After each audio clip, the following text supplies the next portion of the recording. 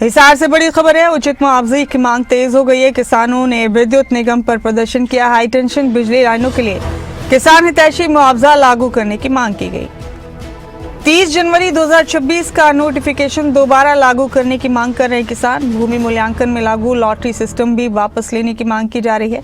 वहीं tubewell shifting शुल्क खत्म करने और 8 घंटे बिजली देने की मांग भी कर रहे हैं। मुआवजा मिलने तक हाई टेंशन लाइन टावर कार्य रोकने की चेतावनी किसानों की तरफ से दी गई।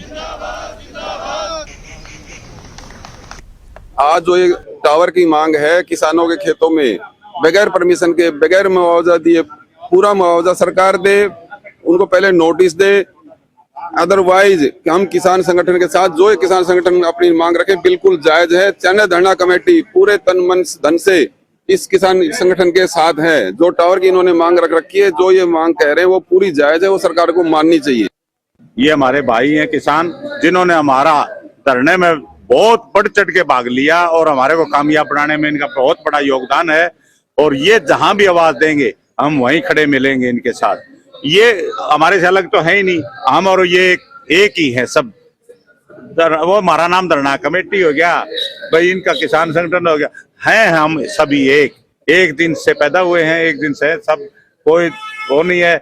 हमने चैनत धरना जीता, उसके बाद हम दिल्ली गए बच्चों के लिए। वहां मैं खुद ऐलान करके आया कि हम जीत के आए हैं और आपको जिता के लेके जाएंगे। 2 दिन बाद वो जीते।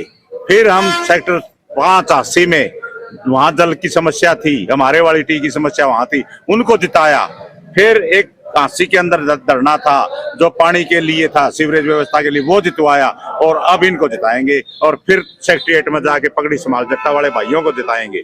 जीत का कारवा बढ़ता रहेगा। देखिए, 2-3 मुद्दे हैं। पहला मुद्दा तो ये है कि जो ये बिजली की बड़ी बड़ी लाइनें निकाली जा रही हैं, जिनको हाई टेंशन लाइन बोलते हैं, किसानों को उनका उचित मुआवजा नहीं मिल रहा है।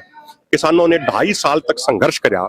उसके बाद 30 जनवरी 2026 को हरियाणा सरकार ने कुछ बेहतर नोटिफिकेशन निकाला, लेकिन मात्र 2-2.5 महीने में उस बेहतर नोटिफिकेशन को बदल दिया गया और बड़ी बड़ी कंपनियों के दबाव में उस नोटिफिकेशन में बदलाव कर दिए गए और किसानों के खेतों की मार्केट वैल्यू निकालने के लिए लॉटरी सिस्टम ला दिया गया।